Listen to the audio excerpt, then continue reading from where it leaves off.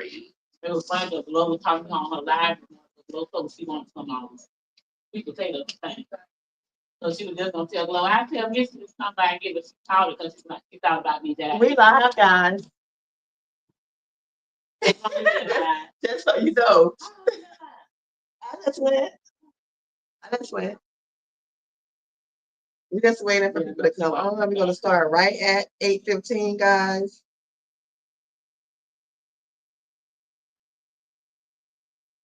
So definitely hop on.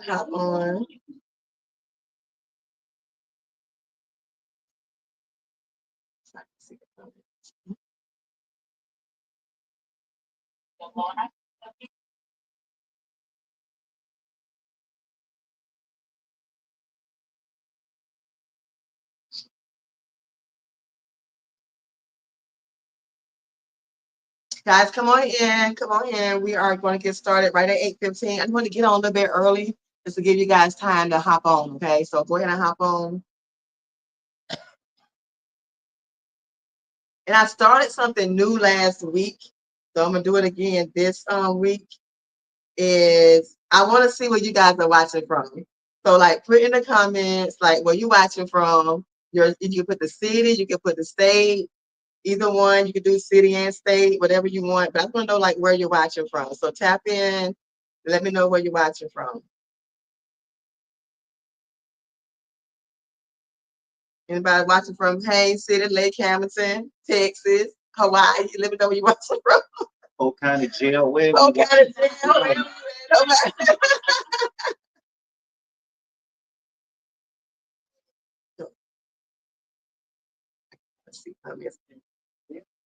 So come on in, guys. Come on in. If you're watching on TikTok, welcome, guys, on TikTok. Thank you guys so much for joining. If you're on YouTube, welcome, welcome, welcome.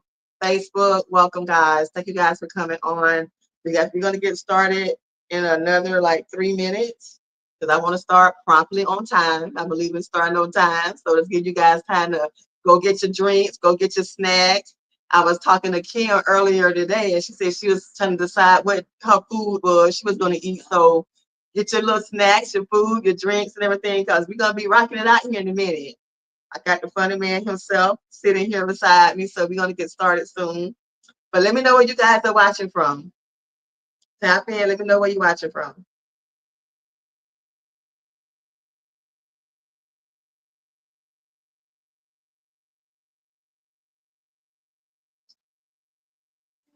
Come on in, guys. We're waiting. We're here. You know, I can only see, like, who I'm, like, friends with. So I don't really be knowing who I'll be on at the time.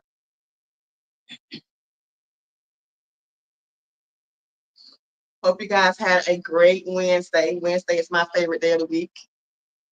So I get to get on here and talk to you guys, have special guests on, and all of that good stuff. Tap in, tap in, tap in. Let me know where you guys are watching from. I know it's new, so, you know, but I'm going to do it every week. You guys will catch on. Want to know where you're watching from. Haines City, Winter Haven, Polk County, whatever state you're in. Let me know where you're at.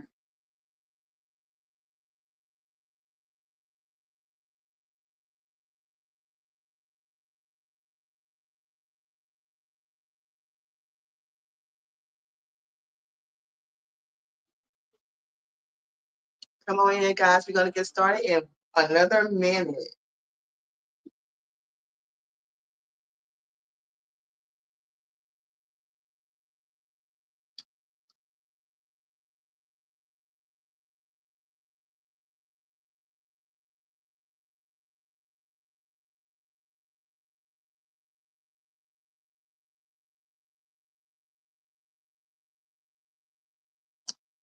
Tap in, tap in, tap in.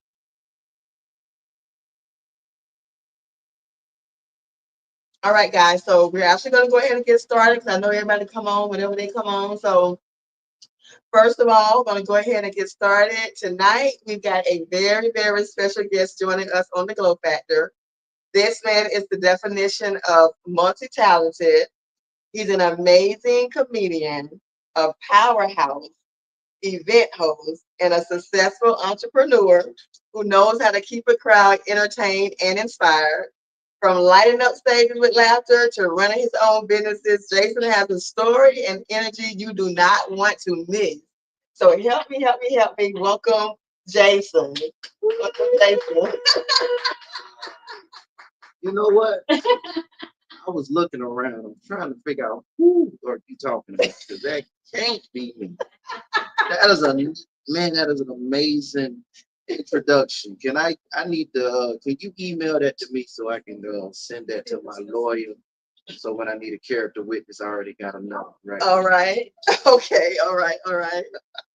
So tonight, guys, I'm sitting down with Jason. We're gonna talk about all kind of stuff, entrepreneurship, comedy, how you got started. Gonna touch on everything. I'm still gonna introduce the glow bowl because you'll be seeing that throughout the show. I have a bowl here that's got cards in it with questions. So throughout the show, I'm gonna have Jason reach the bowl, pull out a card. He's gonna read the question and he's gonna answer it. Opposed to all the other good juicy questions that I got on here too. Juicy, juicy. But the first question I always ask when I do have a special guest, so I always ask, who is Jason Alexander? Jason Alexander is almost the exact opposite of smart. Mhm. If I'm off stage, um I'm not as animated as I am obviously as I'm on stage. I'm not really that talkative. I'm kind of reserved a little bit. Um, but that's really me. Like I'm a real like state of myself type of individual. Keep my business to myself. Mhm. And Smart Mouth is just not that. He is the exact opposite of that. Always up, always around, always, just very uh jubilant in spirit, like high energy. Mhm. I am those things in some sort, but I'm really Laid back. kind of laid back to be honest with Gotcha. And I can see that. Just seeing you here earlier, you're kind of like chill. You know what I'm saying? Like you kind of like chill, really. So you like actually wear many hats, comedian, event host, entrepreneur. How do you introduce yourself when someone asks, what do you do? you. Like Jason, what do you do? What do I do? Most of the time I just say comedian because most people can identify with that right away. It doesn't take much explanation. Mhm. Doesn't take much. People are familiar with that term. So, and then when they get to talking, then it's like, oh no, that's kind of not all I do. I do, being coordinating, know, consulting, performing, writing, voiceover work. Mhm. So it kind of evolves. The conversation evolves. But when they ask me, I just right off the bat say comedian because most people that's just what I'm most commonly known for that. So when you say consulting, what exactly are you consulting on? What do you do? What do you? I am just signed a contract with this a city for their Juneteenth celebrations, and I am the coordinator of the talent for that event. So that is another side of uh, the entertainment business that I do. Okay, that's a big deal too. That's Yeah. awesome. So what inspired you to actually get into comedy in the first place? Well, let's go all the way back.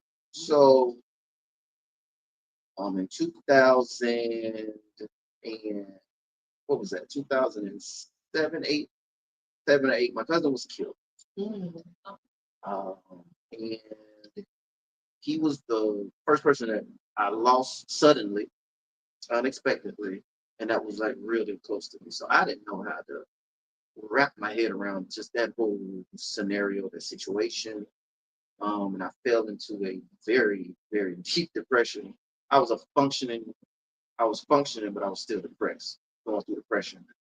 And uh, I literally just started writing my feelings, my thoughts down. Start writing all of the stuff down, just to kind of get whatever was in me out. And a friend of mine, he got a hold to my pad and kind of was reading some of my stuff. He was like, "You need to perform some of this." I was like, "What you mean performing?" He was like, "Get on stage, perform." And after some time, convinced me, and I performed, Mhm. and I have not stopped since the first day back in Haines City, at Club Blitz. Oh, wow. Yeah, Oh yeah, my that's a long God. time That ago. go way back. Long time ago. Yeah, I yeah. ain't heard that name in so long. Blitz. But Keith Rogers, Black on Black Rhyme, Mhm. they had the show, and I have not stopped. Literally, have not stopped performing since that day. Since then, I would travel, perform, and So when you say performing, that was like the poems, the spoken word. Yes, spoken ma'am. word, yeah. Okay. So I did write. I do and did write poetry, but that was my first introduction to performing, getting into the entertainment business. Mhm. I would go around, perform, perform, perform, be on the road, and the road is very, very harsh. Mhm. Being on the road is very harsh. It, it makes you view life in a different light. It's very dangerous for one because you're in a foreign city, and sometimes it's just you, and you kind of gotta put your safety in others' hands, and everybody don't necessarily look out for the best interests of you sometimes. But it's very lonely, Mhm. and I got tired of traveling.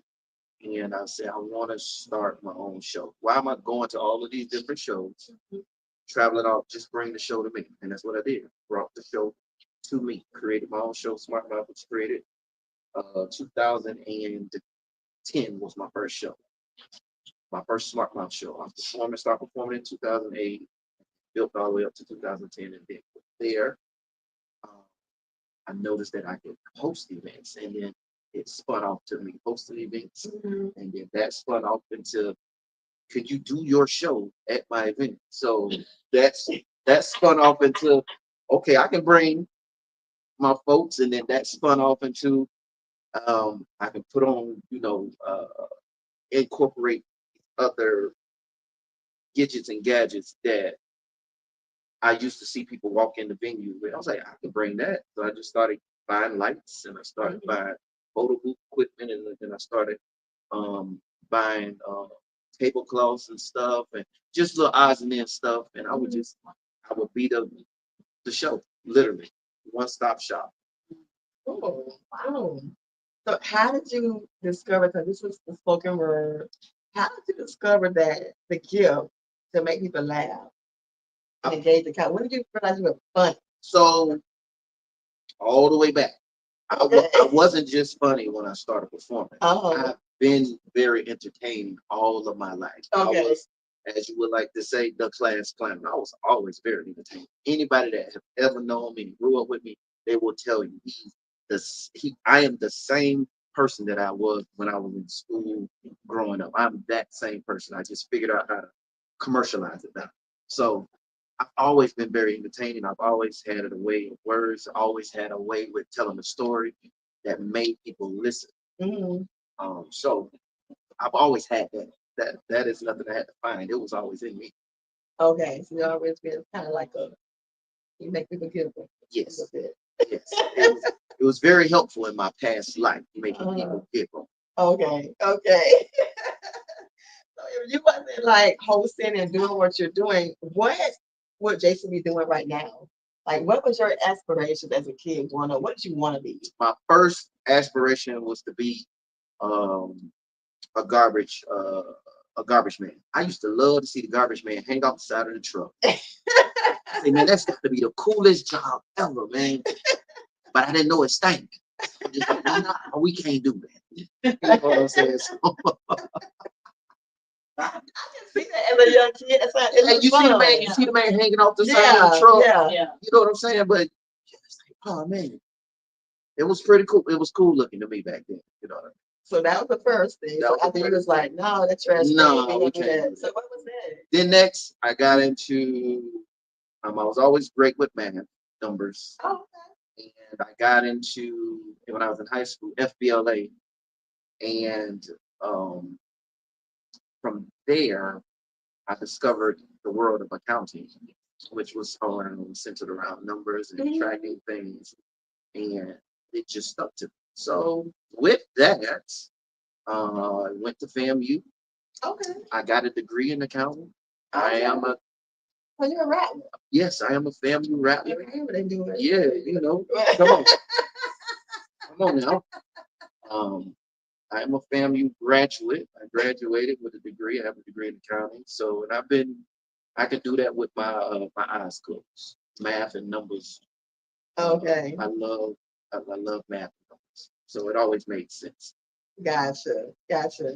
The next question is, what's the funniest or most unexpected moment you've experienced while hosting an event? Like something that was like, Okay, me and my wife was just talking about this because I asked her, I was like, "Hey, what's the funniest thing you ever seen me do on stage?" She was like, "You remember when you hosted my cousin's wedding and one of the groomsmen passed out at the altar, and then at the reception when you introduced him, you passed out like he did." The funniest thing ever. The funniest thing ever. Like, and you can't make this up. oh my He God. passed out, and I just wanted to reenact. They're reading at the whole thing. When So I tell you- introduce him. And when I introduced him, I fell out too.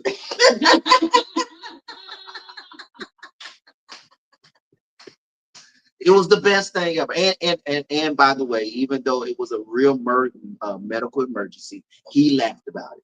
So Okay. it was no hard feelings. He understood that he messed up.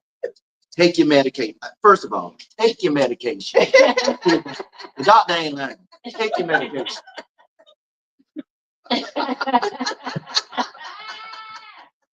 He want to skip because he had no. He got the wedding coming up. He got this wedding. Man, ain't that mess gonna have me feeling this kind of way? Ain't gonna take it today. I'm gonna go ahead and skip the day. Nah. For many reasons. That was the funniest thing. Yeah, definitely the funniest thing. Okay, cool. So now we're gonna we're gonna go to the Globo. Okay, so I want to show everybody so y'all know it's a real thing. That is the Globo. That is the Globo. I'm about to pick.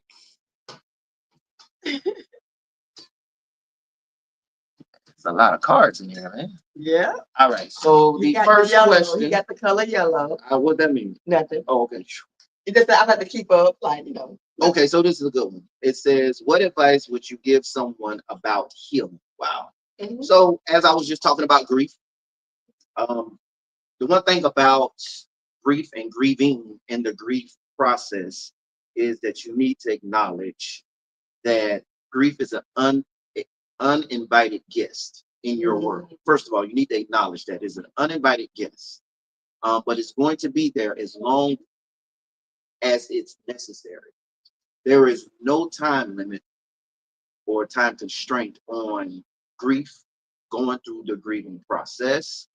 And the most important thing that I found, that I'm happy that I found a positive way to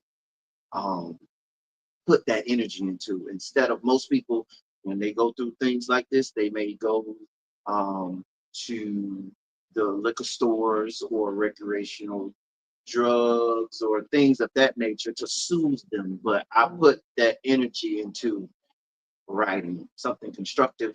And then secondly, or thirdly, or fourthly, how many points I've made thus far, do find somebody that you can talk to. Do find somebody that can be an ear, that can listen, and just be there when you have that moment. Because my cousin's been dead, close to over 15 years now, and I still have moments.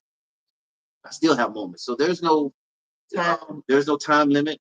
Know your triggers, because when you have an episode, it just don't come out of nowhere. You can feel when something's not right with you. And that just takes getting to know yourself and knowing your triggers. I can know when I'm about to have one of those moments, and I prep the people around me. Hey, I can feel it. Ain't really nothing you can do about it. Just you gotta let me go through, or whatever that is. Just let me be. I'm gonna be back. but just let me be. But find somebody that will understand you, and know that healing is a process, and there's no time limit. I can say that because my sister passed away in March. Um, it was just me and her. My mom had just the two of us, and I don't know. I'm trying to find my way. Like it is like sometimes it's like I'll be like you be on the phone and call. You know what I mean? It's like I guess it's almost like it's not resonating or real for me at this time. And then it's so hard on my mom because my mom and her was really, really close and they talk every day. So now it's like a lot on me now. You know what I'm saying? It's a void. Yeah, yeah. So I'm really trying to find my way and trying to cope with all of that because really, because I'm supposed to be the strong one, of course. Some people have to be like, they expect for you to be that person, but you have like, you got the moment. Sometimes they do. Sometimes I don't know when it's coming. I haven't got there yet. It has come. I know. Like you know what I'm saying? Like Feel it. I can feel it. I can. I know what that. yeah, Again, yeah. it takes. It'll take. It's going to take you some time to understand. First of all, you, Mhm. and then because I know what I'm about to have. It's just like an empty feeling. Gotcha. It's just so empty. Mhm. And then you get into your head, and then you kind of go to reminiscing a little bit, and then all of a sudden you're just in a full blown, You're the full of all things. I get it. yeah. get But it's going to take time. And I will tell you, prayer does work. Yeah, I will tell you that. yeah, yeah, yeah. So we're gonna go into comedy and hosting right now. I want to bring up something that I was wondering if you have remembered. My first kind of like encounter with you was back in 2014, and I had a family reunion on my dad's side. My dad had passed away in 2009. And so he was real big on family reunion. So I was like, I'm gonna host I'm gonna do one, like, in honor of my dad, I'm gonna host this family reunion. And I had got you and you came and I was like, do you remember that? Like, do you remember back in 2014, back in Hanks, is that late people? You know? Even though it was in the beginning, I do remember. I remember this is what I remember. I remember that you were very nice, Mhm. you were very prompt, and you paid.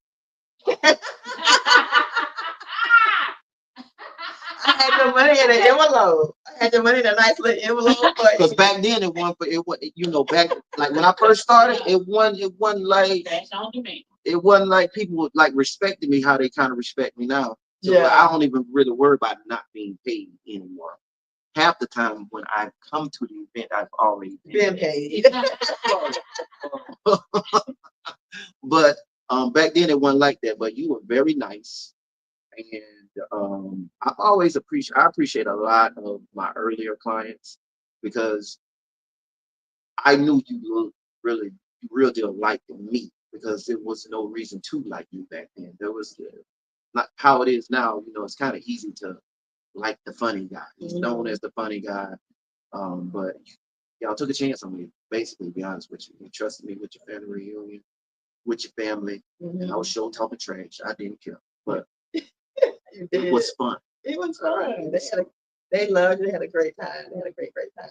Do you remember your first time on stage? Like what happened? The first time you was like, you went up there. Funny story. First time I went on stage, touched the mic, um, touched the mic in Orlando. And the guy was doing his introductions, his opening jokes or whatnot.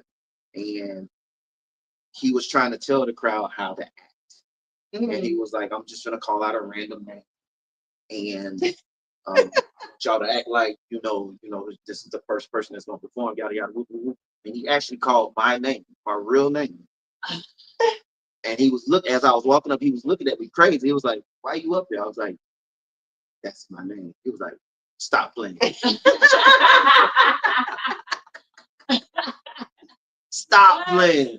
Yeah. So it was a very funny situation, by the way.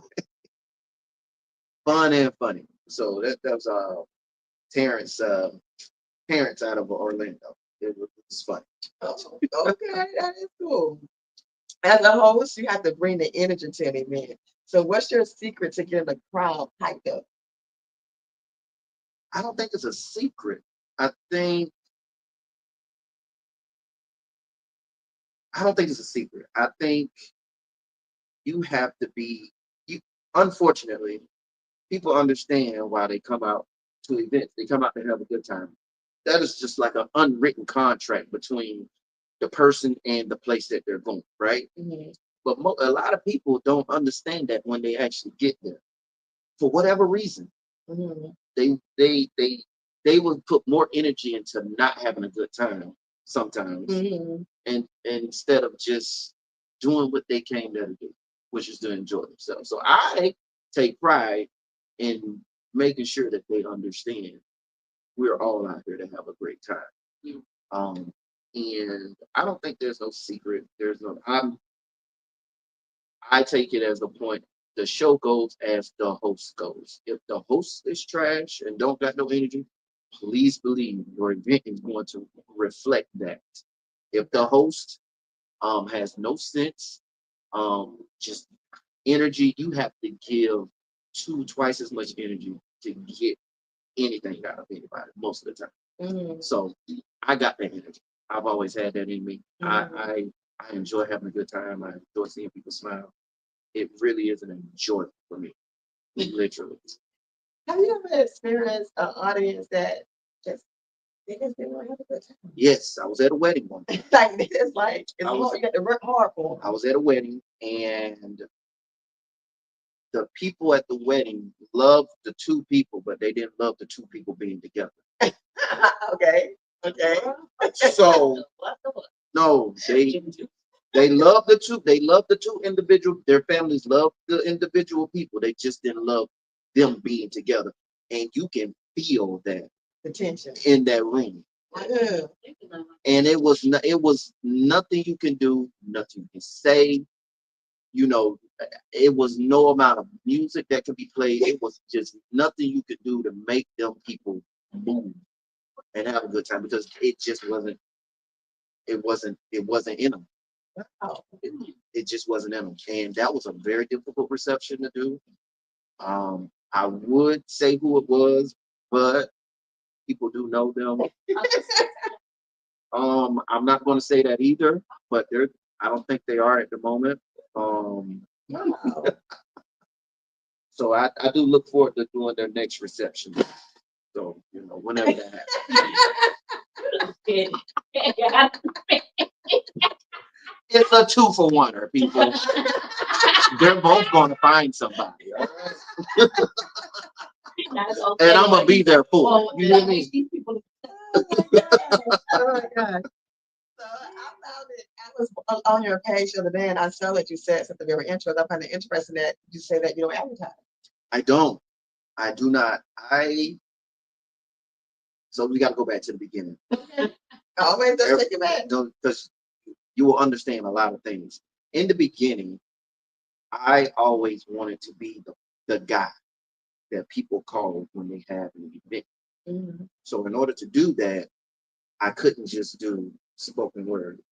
So this is going to explain a whole lot of other stuff, right? Okay. So I started hosting events, put on my own shows, hosting events. Mhm. So I started getting calls about spoken word and now hosting events. Okay. So as I'm going to host events, the only time they will call me is if they wanted somebody to do spoken word or hosting.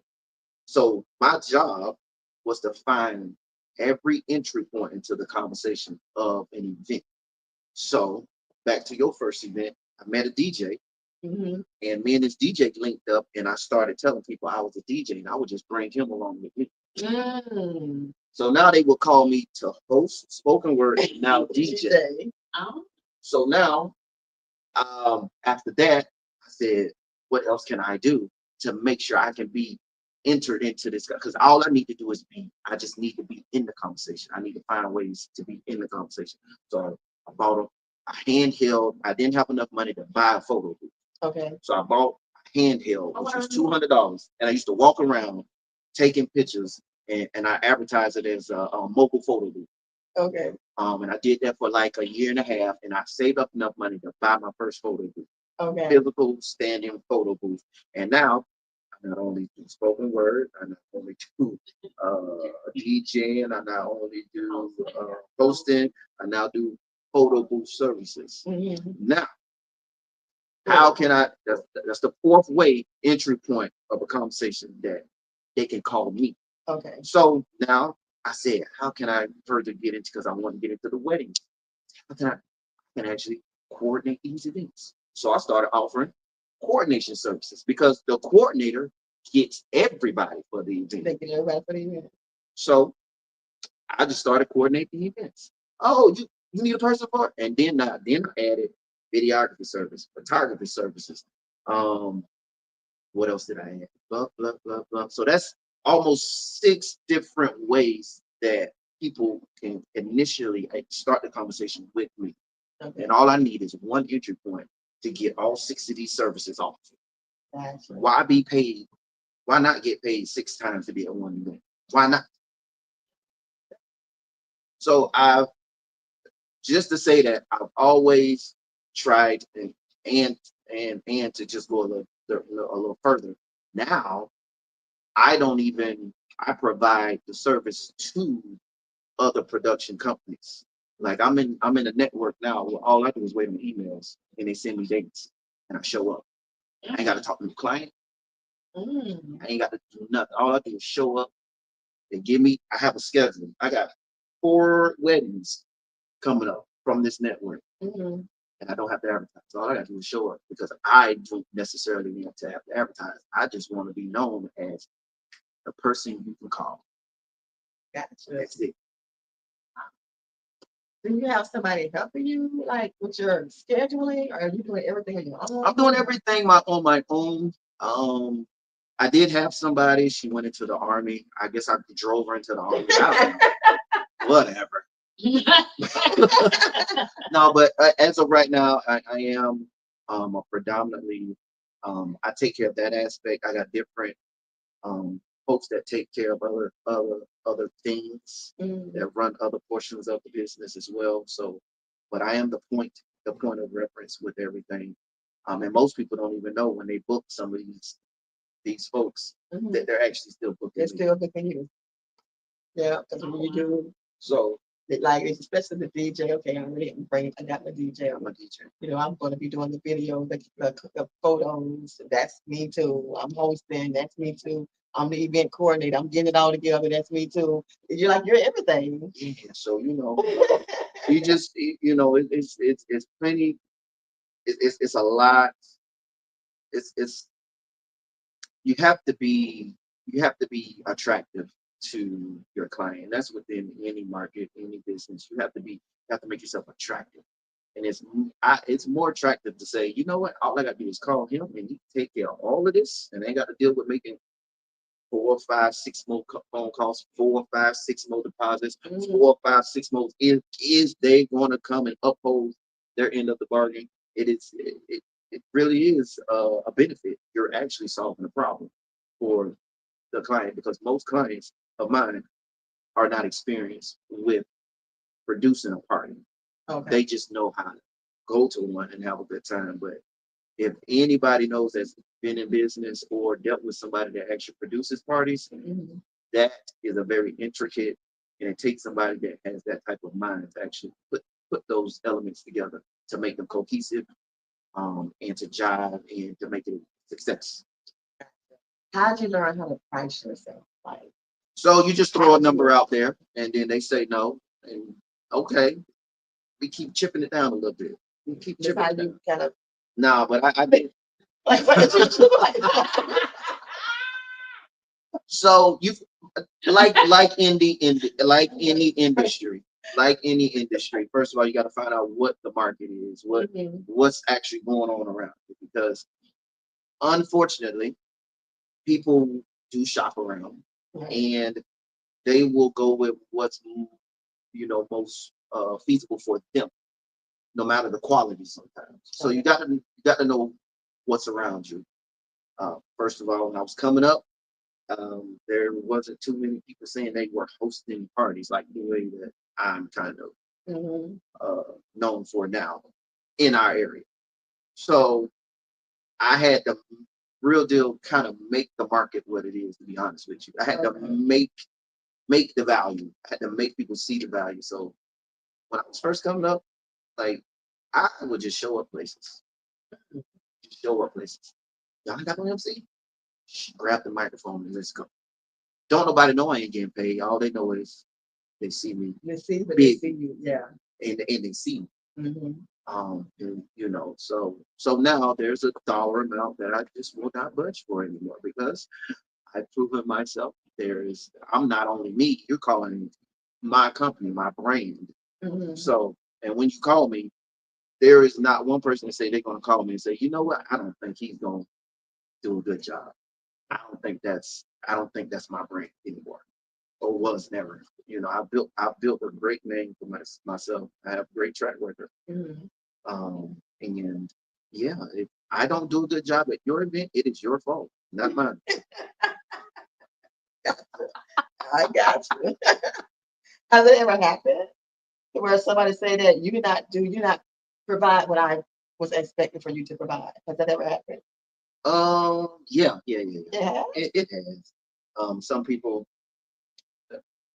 you know how you get some clients that tell them this is what you booking me for, but they in their brain they want you to do all of this other stuff, and if you don't do all of this other stuff that's not on this contract, then you have not fulfilled your obligations to them. And it real deal. It's comedy is just like food, taste and preference. Got you. What's great to you may not be so good to others. So it's very subjective, to be honest with you. But I've had people that I'll tell this quick story. So I did an event for Red Lobster corporate office, and I did it as a poet the first time, and they called me back the next year for their Black History um, festivities, and they was like, "We need a comedian," and I was like, "I want to let the check go," so I was just like, "Hey, I let your boy, man. I got you." Mm-hmm. And the lady didn't like any of my jokes. The black lady of all things didn't like any of my jokes. Oh. She said that the collard green joke was not funny. And I was like, what was not funny about me saying that you people, we boil all of the nutrients out of the greens and we put unnecessary, like, what was not funny about that? I thought it was funny because absolutely it is. It's a vegetable that we make very useless sometimes. It tastes good though, by the way, but we boil all of the nutrients out of that. That was funny to me. I say, and furthermore, none of your white counterparts are talking to me about the green joke. So what are we talking about? So I said all this to say this. I hope don't not nail another crab boil sell at Red Lobster.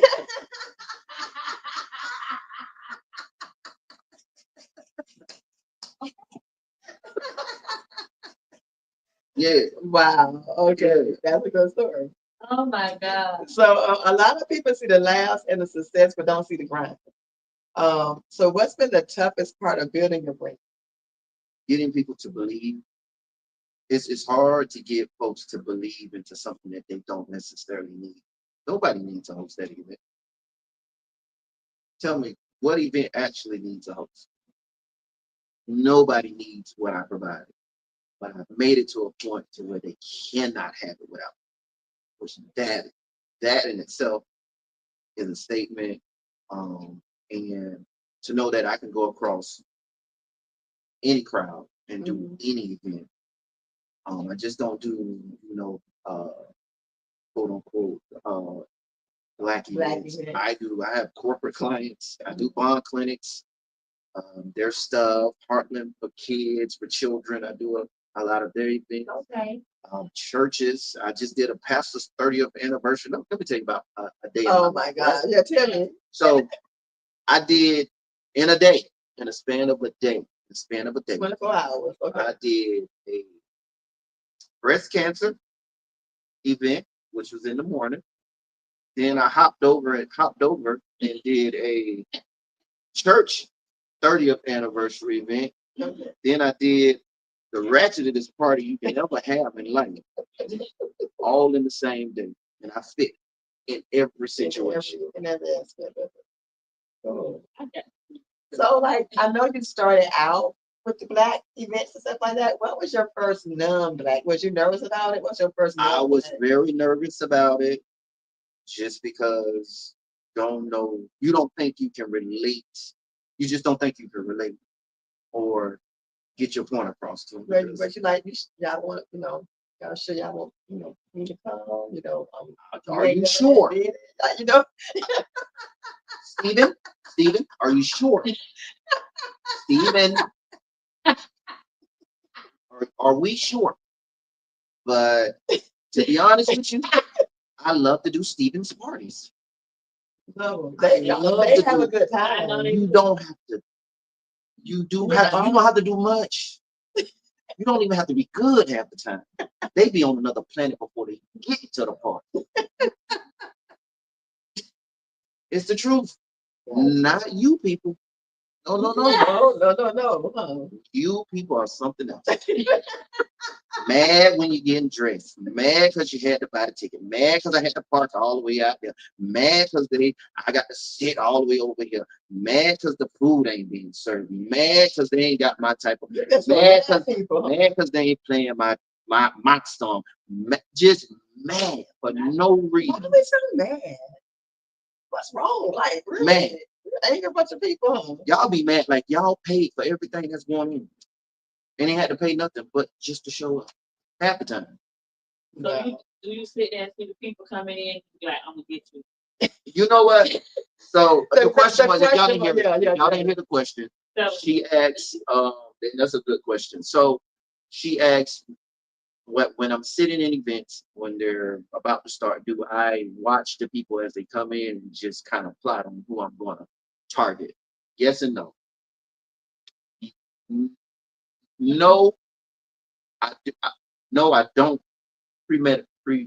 it's not a premeditated thing, right. but I do watch them as they come in because the key job as a host is to be able to read the crowd. So you got to know who's in the room. And also you got to know who you can actually joke with.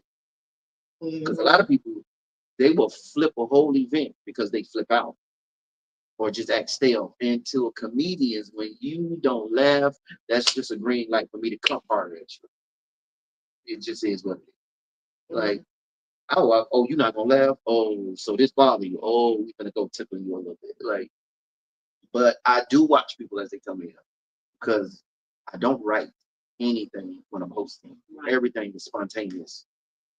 Just like the story I told about the boy falling out, I would have not known that had I not been to the ceremony earlier that day.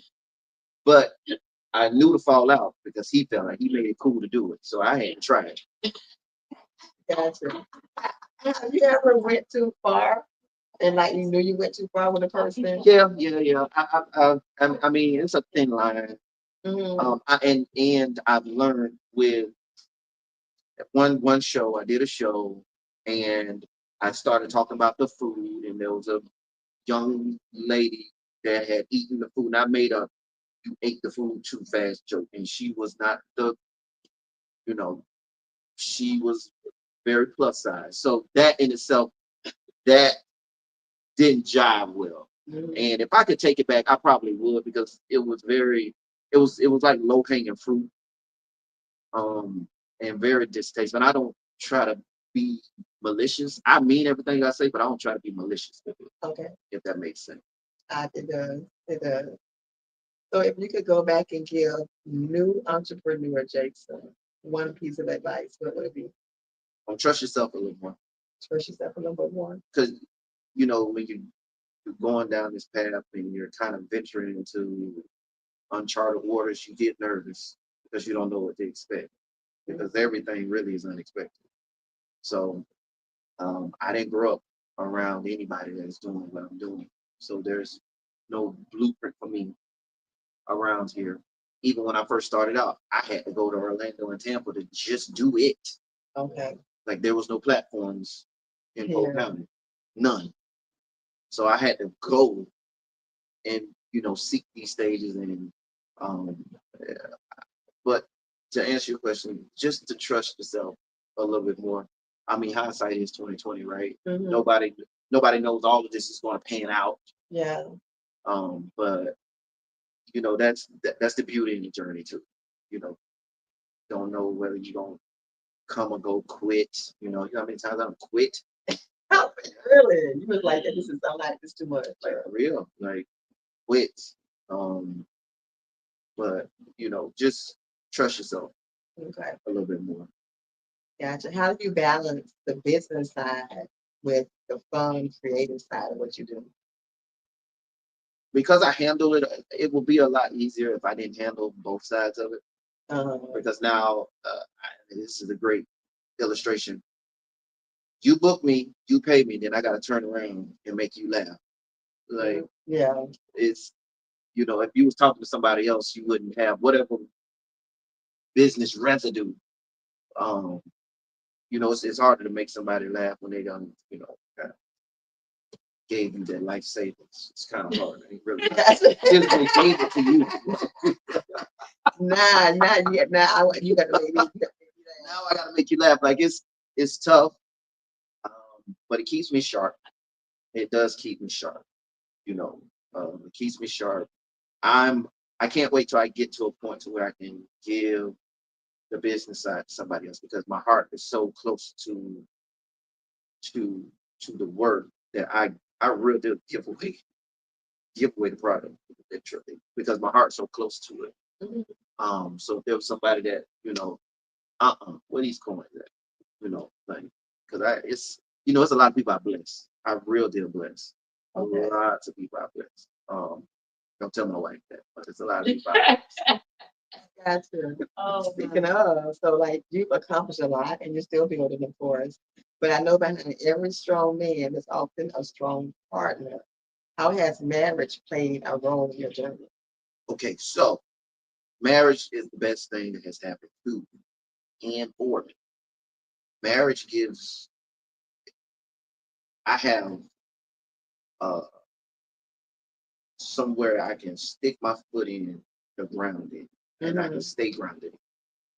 If I was, you know, not married and had the ability to just be everywhere, literally, I would probably be everywhere. And not necessarily driving on some of these initiatives that I put in place. So the marriage is actually the best thing that's actually happened to me and for me. Um, I encourage anybody, you know, to definitely, if you find that person, um, let them enjoy the ride with you.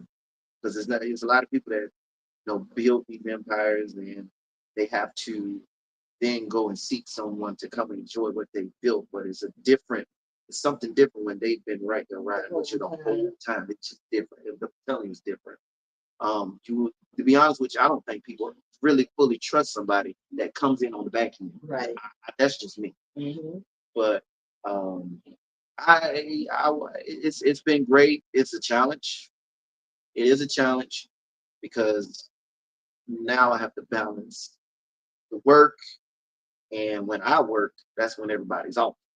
So my free time is actually my work, and trying to squeeze in some, just some quality time without it being work is very challenging because I don't get PTO. Gotcha. I don't get PTO. I don't get sick time. I don't get none of these benefits. When the event is gone, the money is gone. So I have to get it literally while it's there. But it is a challenge. With anything, it is a challenge. But you try to find ways to work around. She comes to some of my events sometimes.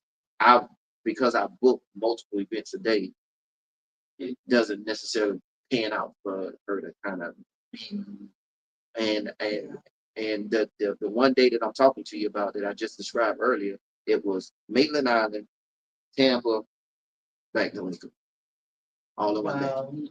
So a lot. yeah, You actually touched on some things that I had for later, but look at me. That's good though. That's cool. Because we actually gonna go to the Global right now. So All it's the Global time. And guys, if you got questions for Jason, if you want to ask him something that I may not have asked, put it in the comments. Yeah. All right. Mix it up a little bit though. Let's see what we got. The Globo. The Globo. You gotta get you know what you gotta do? You gotta put some LED lights around that, man. Okay. Cool. Glow, we got the glow. The glow. Oh, the Look at the glow. globe. You're right. And that's for free. Oh man, this is a good one. So the question says, what does peace look like to you right now? Peace, that's a good question. Okay. So peace is knowing that I can do something I absolutely would do for free, but also be compensated to do it and being able to um, financially provide for my family. That is peace. Because when I go to work, it's not really work, but I've done some events That was work. that was work. Done some events, it was work. And I'll tell you about an event that was work. I did a wedding, and at this wedding, there was a altercation during the reception. They were so happy that they just couldn't keep their hands to themselves. And we had, it took us an hour and about an hour and a half to get it from that energy all the way back to a place where it should have been before they started touching each other. And that was work. Wow. That was work because now you have to not only calm them, soothe them, now you have to work within all of this bad energy. You have to work in it. But we did. The DJ was great, amazing, because he absolutely we played off each other. But I'm talking about it took an hour, almost an hour and a half to get that reception back on track, and they left out of there having an amazing time, just as if nothing happened. And as soon as the music turned on, right back at it. Wow. Wow. You done experienced a whole lot of different things, I'm telling you. People say comedy is truth wrapped in laughter. Did you find that to be true in your life and career? Yes, true. The comedy is the truth. Mm-hmm. There's you see somebody, and I this ain't even a joke, but you see somebody with an ugly shirt and somebody says it out loud, that shirt is ugly. And people laugh, they're laughing because It's the true. shirt is actually ugly. Where did you get that from? Where you Like, get that why would from? you put that? But it really is the truth. Like comedy is a truth. We exaggerate it by all means. The stories are very exaggerated, but everything is wrapped in some form of truth. Even Yeah. stereotypes, even though they are what they are. Just take the most common one for black people. We like chicken. Okay. We do like chicken. We eat a whole lot of chicken. Fried chicken, baked chicken, barbecue chicken, roasted chicken, chicken and rice, More than that, smothered chicken, like chicken nuggets, chicken tenders. Like, but we're not the only people that eat them. But when you make a chicken joke that black people love chicken, we chicken do and watermelon. chicken and water. Like, depending on who says it, just depending on who says it, but it's some truth in whatever joke you're telling about anything. It's just true. Cool, cool. If you had to pick between being on stage, making people laugh, or being behind the mic as a host, what's your true love? Say that again. If you had to pick being on stage, making people laugh, or behind the mic as a host, what's your true love? Why? Well, when I It's kind host, of the same thing, right? because when I host, I'm It's entertaining. the same thing, kind of pretty much. Is that your passion? Is to making people laugh, or is that I your? don't know if that's okay. So my passion, yes, it actually is. I enjoy um, the gift. I'll just talk about the gift. The Okay. gift is to grab and keep people's attention. Mhm. I'm able to do all this other stuff while I have their attention. So, um, uh, you know, I enjoy it. I think it's very soothing for me. If I tell you this, if I wasn't doing what I'm doing, I'd be a very dry person. Mhm. Yeah, I've been a very dry person, man. And you ain't never think that because you like you bring the party, you know. Everybody, and half the time when people see me, I'm on. They never see me off. Gotcha. Like even if I'm not working, I still kind of gotta be on because I can't come off a certain way when I walk in places. I can't, uh, you know, people see me, they just instantly, and I can't, So y'all got me like a beat. With you being a comedian or host and funny, you know, women like to laugh. How you keep them laugh? So her question was, being that I am comedian, host, and And we like to laugh. I make people laugh. How do I keep the women, the flies away? So it's very simple and easy. You do your job, give them whatever it is that they need out of the job, and that is just that. And you go home. And go home. I had to, and this is a good question because it's a good segue to. So before I got married, I was real personable with everybody. Like I would be at people's houses for, they That's what I'm saying. like I would just, I would be really personable. And there are some people to this day that when I had to put up that barrier, that they feel a certain way, and I understand why they do because that wasn't That's not you. that wasn't the rapport that we had. But I had to put that barrier there because people, if they think they have a lot of access to you, um, that can be misinterpreted as something that is not, and that ain't even the game I'm playing. You know what I mean? If it's the game I'm playing, then cool, but that ain't that ain't it.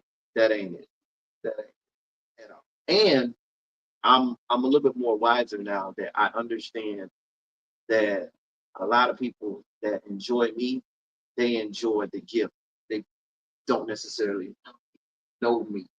So the thing that they love the gift. Mhm. And there's a lot of people that fall into all of that love, but they're loving what you do. I tell my wife all the time, I feel like a jukebox. I feel like they think they can just put a quarter in me and then I can just do that thing. Mhm. And that's kind of how they treat me a little bit. Mhm. You know what I mean? I can't say the other expression because I don't know how far I can go with my language, but um Go all the way. I We want to be. speak English over here. But yeah, man, that was a good question. But you get what you give off. To be honest with you, um, I, I, I don't think there's anybody that I've done business with, um, that can honestly say, yeah, you know, he won't me. No, like I don't Make think. them laugh a little bit too much. But laughter is the key. I know. I told you Yeah. in my former life, Yeah. it was amazing.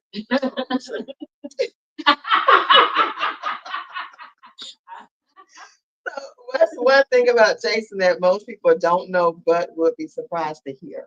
If I didn't have these businesses, I would not be on social media. Oh, I would not. My first, if you can go back and look at it. My first profile picture is the side of my head, and all you can see was this. That's all you can see was this. All you can see was this. You can see my face. All you can see was this. And I had waves back then, so all you saw was the waves. That's all you saw on my profile picture. Wow. The very first one. social media is a beast. It is. Especially, I'm gonna talk about it. I'm not gonna bring it up. I'm gonna say, especially in relationships. I'm gonna get down. Go ahead. So I'm gonna go ahead and we're gonna tap into relationship and this how it can. It's really a beast with it. But what's the best advice that you've ever received that changed how you approach life or business? Something that, as I said, was given to you. There's a guy by the name of Wayne.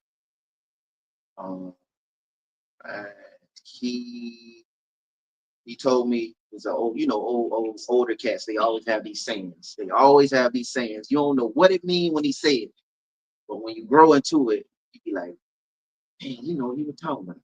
Wayne told me, learn when to fold your tent up and go home. Wow. Learn when to fold your tent up. Go home. And what is the explaining of Every time that I've gotten into trouble, it's because I didn't fold my tent up say and go home. uh Stay too long staying somewhere. too long somewhere? So doing your job, Stay too when it's long. over, or you Stay. end up Oh, I went. I can catch. Okay, now I'm already. I can catch this other little. Go home. Learn when to fold your tent up and go home. cool. Wayne, you the man for that one. Before we get into it, because I talk about relationships, whether you know or not. 'Cause I don't think you say you watch my lives, but I talk a lot about relationships. But before we get into that, we're gonna go to the Globe Bowl again. Okay. Next time we're gonna have some You might type have of light. some kind It's of gonna light, be, it got the glow. It got the glow. And you gotta put some on it. Man, I'm Hook it up. we gonna talk. Don't worry. This is only the second time I brought it out. So Girl, I just started the Globe Bowl. well, the third time gonna be amazing. The third time gonna be amazing. Thank you. Bowl got the glow, baby. And guys, before he reads that, guys, if you got a question or anything that you want to ask Jason, put it in the comments and we'll get to it. If you got a question. Okay, what that one say? Oh, this is a good one. What's something you had to unlearn to grow? Oh, That it's very simple. Can't do it by yourself. so you thought you could do it by yourself? You cannot do it by yourself. You have to have a supporting cast and a team to accomplish anything. And you have to trust. Right? It's just that simple. You cannot, there is not one business that does not rely on a team, people, and them doing what they say they are an expert at doing and allowing them to just be what they are within their whatever their expertise So is. what's it like look like for you? Because I know earlier you were saying that, you pretty much handle everything on your own as far as the bookings and so who do you have? Do you have a team or like what does it look like for you to have? Yes, I have a team. Half the time I don't design any graphics anymore. I have a very amazing graphic person, Donna Dia. She's great. Anything that you see graphically, she does it. It goes out. My I don't know if it does that. I have a reliable team cast member that I can be in two different places at the same time. They may book a service and I'll send them over there and I'll go over here. Okay. So I do have a team of people that I do rely on. I don't do it all by myself. So Again, it's something that don't require you. it's a lot of things that don't require. Yeah. I thought everything was like you had to be there. I So don't. you're into other stuff that you can provide that does not require for you personally to be there. The lights, photo booths, smoke machines, the cold sparks that I got. Okay. I got a lot of A different lot of different things going that on. doesn't require me to be physically there. So for people that want to know what services do you offer? You do the photo booth. You said some of the smoke machine. You do lights, you were saying you do that. And what else? Host, I mean, something that doesn't require, like, really like for him, we know what requires him to be there, but what does he offer that we don't know about? I just really know about hosting and, you know what I'm saying? oh, well, it requires me to be well. I do like the voiceover work. I do voiceover work. Oh, okay. But that requires me, but that doesn't require me to like leave or go anywhere per se. Okay. Um, a lot of other stuff does require me. And I kind of stopped investing in other equipment. I do got the essentials or whatnot, but I do more than what most people think, Okay. which I don't mind them not knowing like that because the ones that do know they don't. But yeah, you can call me for that. Okay. Oh, cool. So we've been talking a lot about your career, but I always like to bring it back to relationships because they shape so much of who we are. So what has marriage actually taught you about yourself? The world is bigger than just me. It is. It's bigger than just me and my feelings. Um, it's just bigger than me. Marriage It's a very humbling experience because you have to real deal examine yourself, and you have to be with somebody that sees everything that's wrong with you, and you have to sit in it and actually get better. Because if you don't get better, the person that's seeing you not get better is you're going to lose them. You have to continuously work at yourself if you care about the whole marriage situation. Right. You have to kill certain parts of yourself that is not um, great for the marriage. So marriage teaches you the greatest compromise in life. Seriously. Cool. So a lot of people struggle like balancing love and ambition.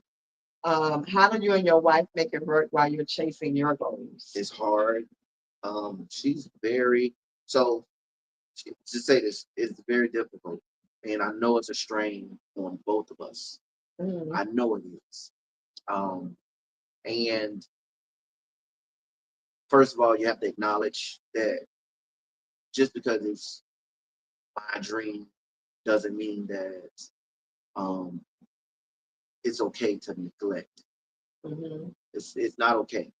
It's not okay. So you have to acknowledge that. But also, which is a great question, it takes somebody understanding what you're doing. They have to understand it. Um, do they have to believe in it? A little bit. Mhm.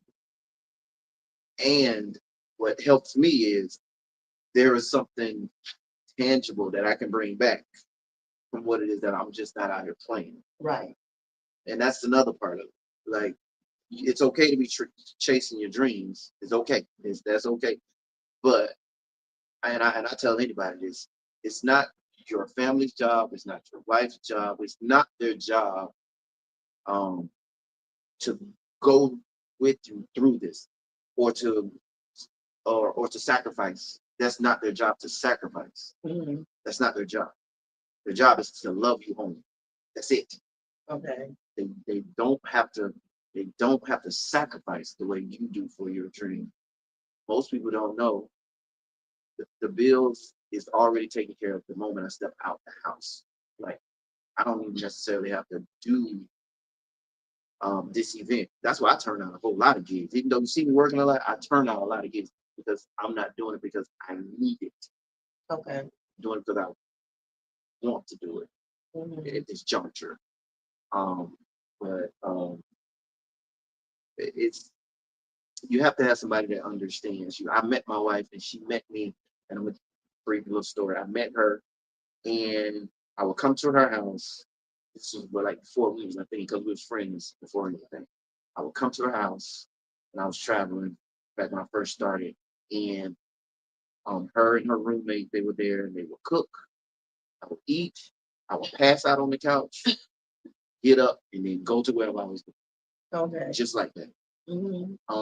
And that's how it's how it's been. She's always seen me on this grind, so she understands.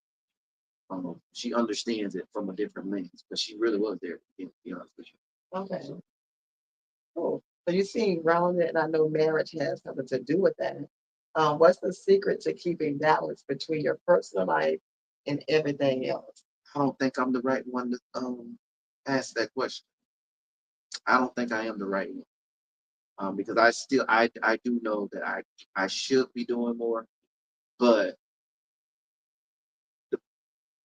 in my brain or any entrepreneur's brain, that missed opportunity is the one thing that was going to take me somewhere. Mhm. And that's just how we embody it and how we take it. So I don't think I'm the right because I know even though they understand it, they it's like again, I get it. I trust me, I do get it. I'm not that naive. Um, just because I'm bringing home a few dollars to know that they don't feel that. So I don't think I'm the right person to answer that. Yeah. Okay, that's good. I totally understand it. And like, I always wanted to ask this question with like, I would say celebrities because you're like a celebrity. You're very known. Like people know you. Um, And like when you are like very known, of course, women and stuff like that, they're like action. You know what I'm saying? And it's tough because, especially if because you probably I'm not sure if you were real popular, before people started knowing you Listen, with stuff before like, you even before you even say, I was that guy before I started doing all of this stuff. Okay, okay. Understand that. This ain't no new attention. This ain't nothing new to me. But it's more intense then. It Right? is a little bit more intense. It's more intense, I'm right? a little salty. To be honest with you, I'm real. And God is a funny person. You hear me? God is a comedian himself. Okay. Because there is no way I can have this much influence when I was out here when I was supposed to have had it. There's no way I can have this much more now than when I was out here in the quote unquote in the game, coach. How do I have all this influence now when I can really utilize it? But I understand why I didn't have it back then. Okay. Because I would have wrecked everything. I would have wrecked everything. How do you turn it down? You know what I'm saying? Like, how do you like hold it, sister? Like, so you roll. I'm Okay, good. so how do you put us in our place? Because we are something else. Women is hell. No, it's and it's the aunties at that. The aunties. That's where we fit in. We the aunties. That's how it is, right? But I make them get all like I make somebody get all the way out their car. I don't assume. If I see you, that means you're being extremely obvious of whatever it is that you're trying to do. And it's just like, nah, we okay. I'm okay. I'm okay. I got a bad back anyway. I'm okay. Aggressive, yes. They want, they gonna go after it like full force, like they don't care. It's like it's shameful. It's shameful. It's not shameful. I understand. Oh, yeah. He's that guy. He's that guy. Better check the resume. No, I'm just kidding. So and that's the question I want to ask too. At what point did you quit your 9 to 5? Like going to the office, clocking in to really just do this full. So I did back when I was going to work, go do shows, and I just got tired of it one day. I was just like kind of fed up a little bit. So I got myself fired. Because back then unemployment would last a whole year. So I was just like, I give myself a year. If nothing happen between this year with me, getting these then I'll go back. Go back to get a work. job. So you took that time to really put 100%.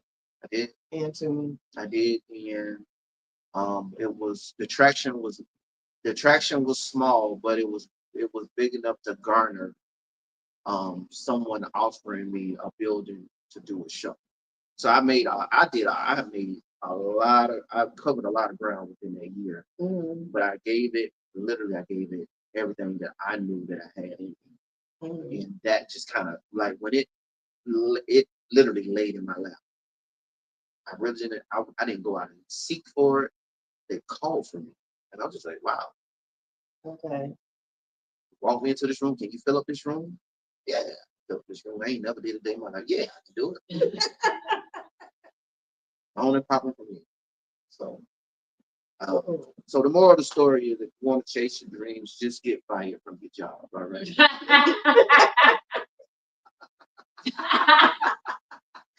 All right, so let's ask a little fun question. Like when you and your wife disagree, who usually gives in first? I usually give in first, because I don't have that much time home. Okay. And I don't want. You want to be peaceful with them, like when you're there. My bad. My bad. You know what? I'm sorry. It was my fault. I'm Yeah, fine. Gotcha.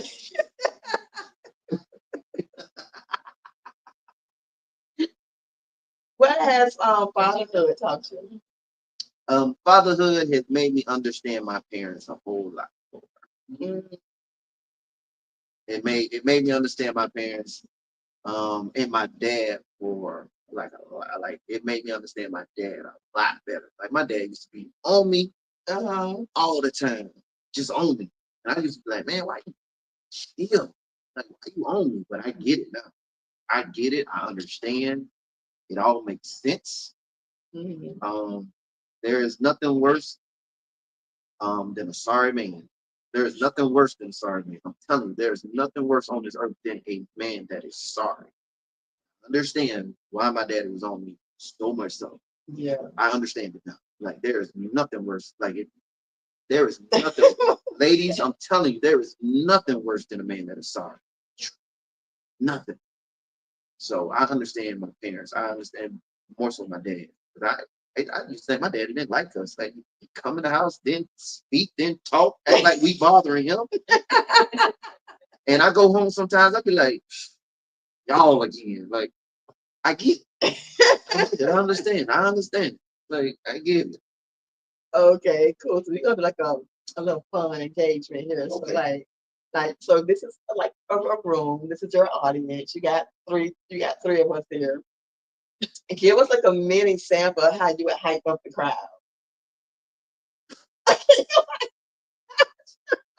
So a lot of my stuff is very. I mean, you've been sitting in here with us for I've a been little sitting bit. here. I don't even know. Or it. Wow. What would I do? What would I do? What would I do? I don't know. What I, Oh, would. I am Oh, stumped. I really am stumped. okay. I am stumped. I don't know what I would do actually. I would probably just start just talking to y'all, just having random conversations. I do that a lot when I be in front of people. Do you talk about what people are wearing All the like, all time. the time, like what All they the got time. on? I just did stump stump the ground. Bring the heat. I just did bring the heat with Corey Toon. I just bring the heat. Okay. And that day I had on a boot because I had just came from the toe doctor and they had to put my foot in the boot. So all day I just kept finding my boot twins. It was more people there. It was so many people there.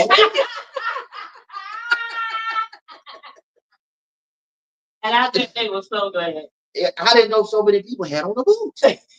Like it was a lot of people with boots on, like a lot. So you, you know, I don't Wow. around spinning around in my boot. Like I bet you can't do this. Like just doing all kinds of stuff. Cool. So if you had to describe your hosting style in 3 words, what would they be? Your hosting style. My hosting style is energetic, smooth, and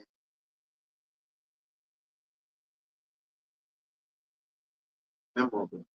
You'll remember me.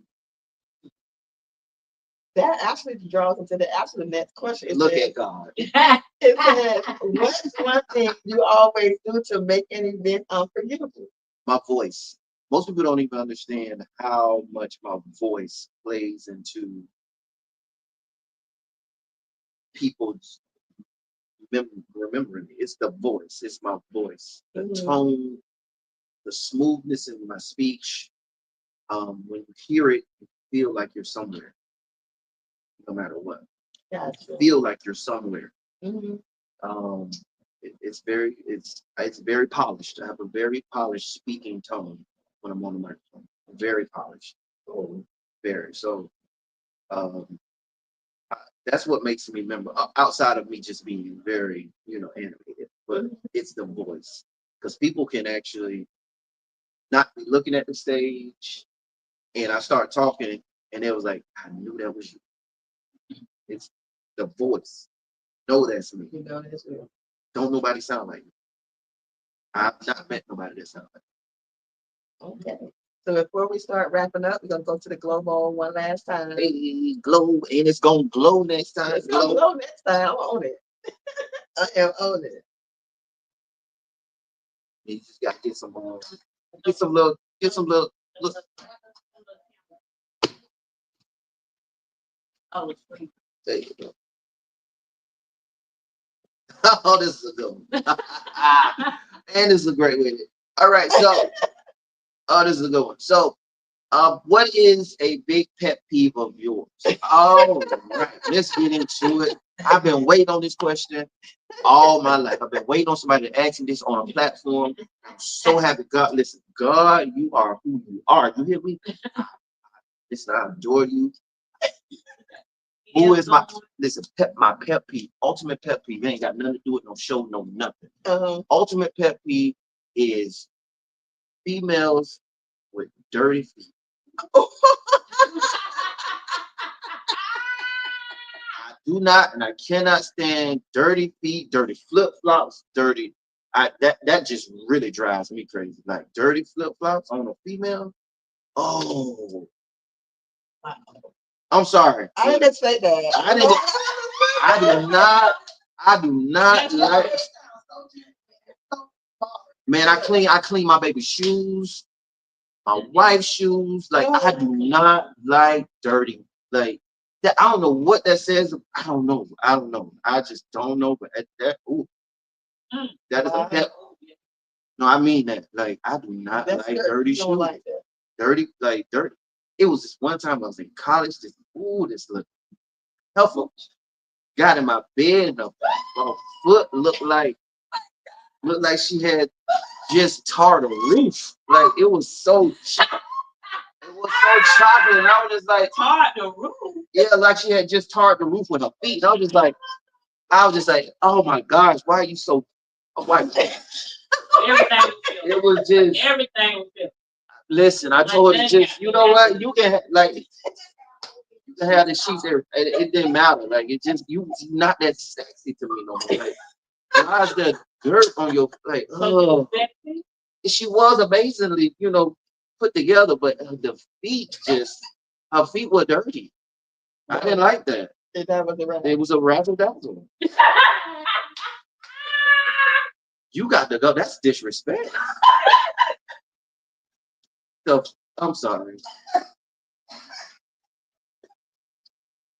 Good one. So what I want you to do, this is spontaneous. I want you to go into the Globo. Okay. Pick out 3 or 4 and read them and just answer one that you think is like this is the best one. I want to just get 3 or 4 of them. Your question to ask. I don't know. Go ahead. I can read and listen. I don't know if it's supposed to be funny or what it's supposed to be. But it said, ask them what would you do if you was booked for an all Asian event? Asian? Yeah. I would just squint. I will squint and get through it.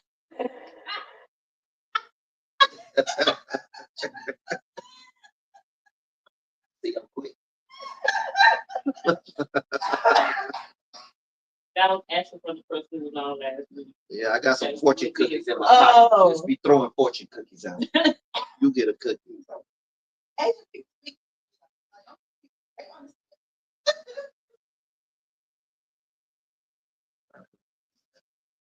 Okay. Oh, that's what you went to? I kind of answered that one already. I kind of answered that one already.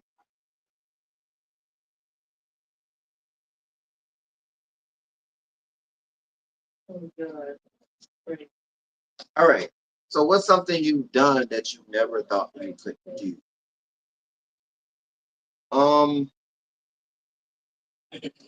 I did a funeral.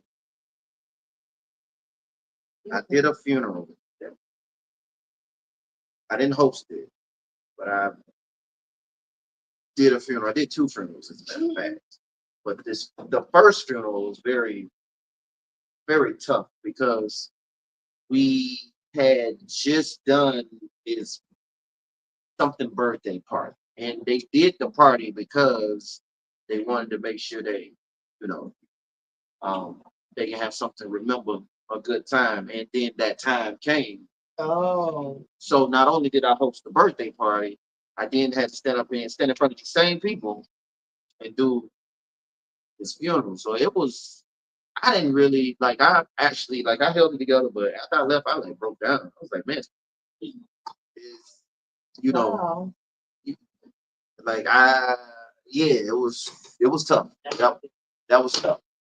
Um, the other funeral that I did, my grandmother never saw me perform. I was performing at one of my good friends, their grandparents' funeral, and that was a out of body experience. To be honest with you, like I've never felt the way I felt. Like, yeah, funerals are always. I mean, when somebody gets you to do a funeral, like, what are you doing? Like, are you up there doing like talking? All right, so I'm gonna tell the joke first. I'll make you laugh to death.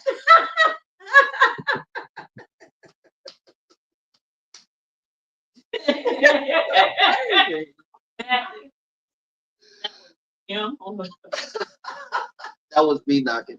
I make you laugh to death in the funeral. You hear me? Like, I ain't listen.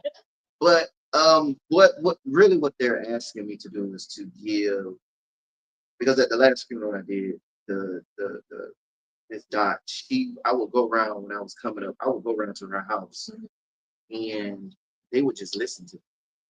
They would let me perform. Oh, okay. She would shut the whole house down. Y'all be quiet. He finna perform. And she would do that for me and wanted me to do that Okay. for her. Cool. So it was an out of body experience. Wow. Cool. I now get it. I was just trying to see, like, okay, what are we doing here? So for anyone that's watching who wants to step out, take risks, or start their own path like you did, Don't have dirty feet. what's your best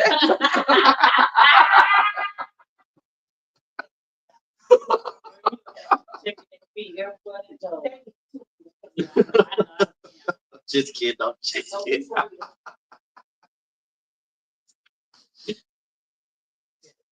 Go ahead, I'm sorry.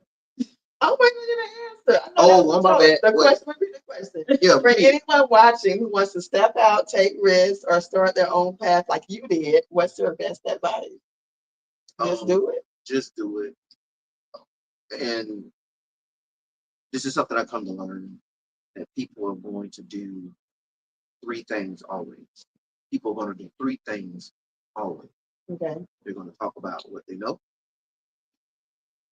They're going to talk about what they don't know. And they're going to talk about what they think they know. So you might as well do exactly what makes you happy, because no matter what you do, they're going to talk. Right. So you might as well be doing something that's going to, because you're the only person that lays down with you at night. You're the only person. You. So you might as well do something that brings you peace. And you chase whatever it is that you're chasing until something or God shows you that, okay, you've reached the end of the road. Okay. If what you're doing ain't attached to your purpose, it's going to die anyway, to be honest with you, just to be quite frank. So you might as well find something that is attached to your purpose. I know I was born to do what I do. Trust me and believe me. I've tried to stop on many of occasions. Many of occasions I've tried to stop. Gotcha. I do understand too. I guess when it's the fear and doubt that kind of like hold people back from chasing their dreams or going out to starting that business, or and I'm kind of like in that space now, to where you're a little afraid, or you know taking that leap of faith, or Think about it this way. What's the worst that can happen? it just You'll be right here. Well, you'll be right in the same place that you are, that you're familiar with. Even if you do jump out there and fail, it's gonna be right where you're at. So that's the worst that can happen. The absolute worst.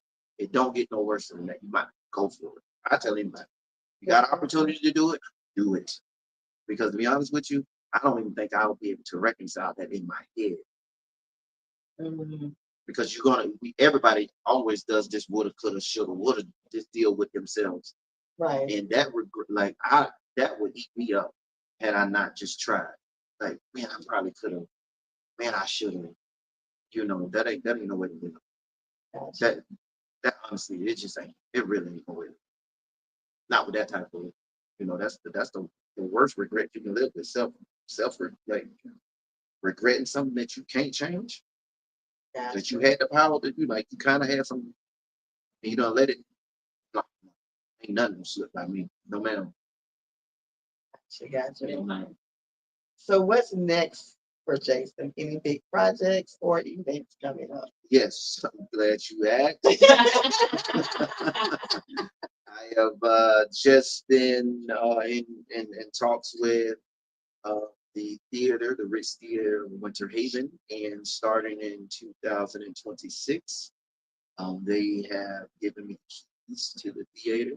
Every second Saturday, they are allowing me to bring my show to you all right here That is great. in Polk County. I'm ready. You do not have to drive 2 hours Yeah. just to have live entertainment. I am the I'm the best vibe in the city. I ain't gonna lie to you. I swear to you, I am the best vibe in the city.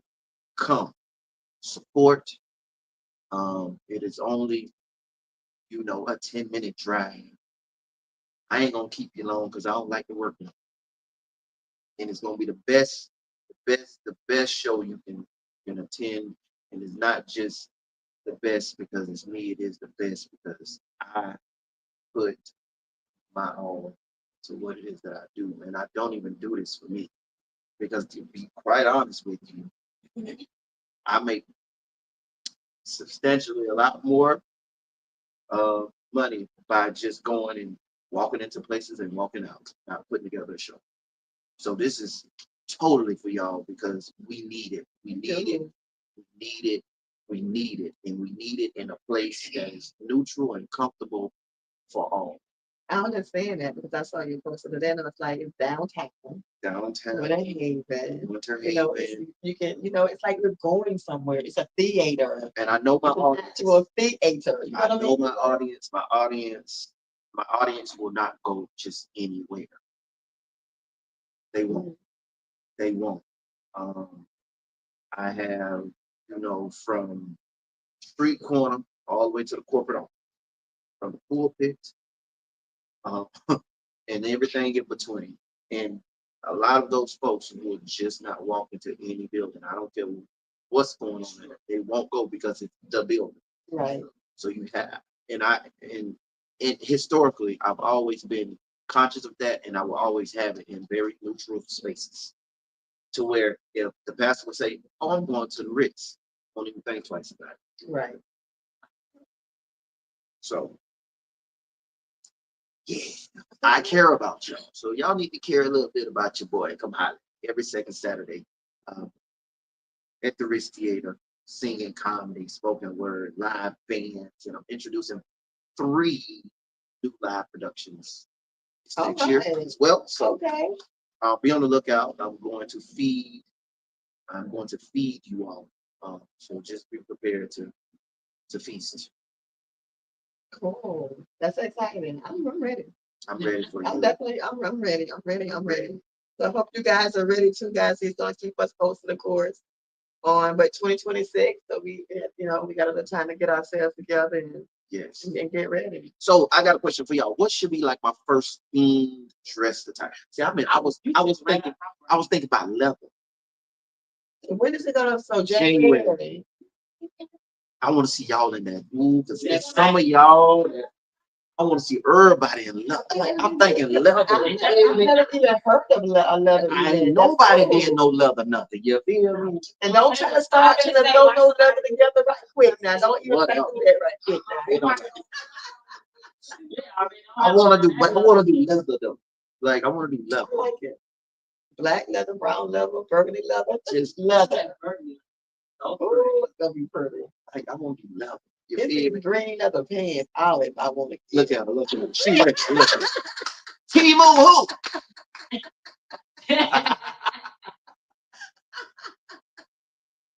I want to do leather. I like it. I I like it. was I gonna like have it. It could be called stretch or something like that. Like I don't know. Like leather yeah. What y'all think? Anybody got any suggestions that's watching? Yeah, I'll let you boy, man. Let me know who got leather. You feel me? That'd be nice. So how can people like connect with you, book you, or support what you got coming up? So you can find me, follow me on all social media platforms, Facebook, Twitter, Instagram, MySpace, eHarmony Christian Media Bumble, Black Farmers Meat, whatever's that you're on Smartmouth underscore JA, Jason Alexander, Real Talk True Story. You can follow me. I do have a web link, www.jstylesevents.com. That's my production company. Okay. Where I do all of my productions under.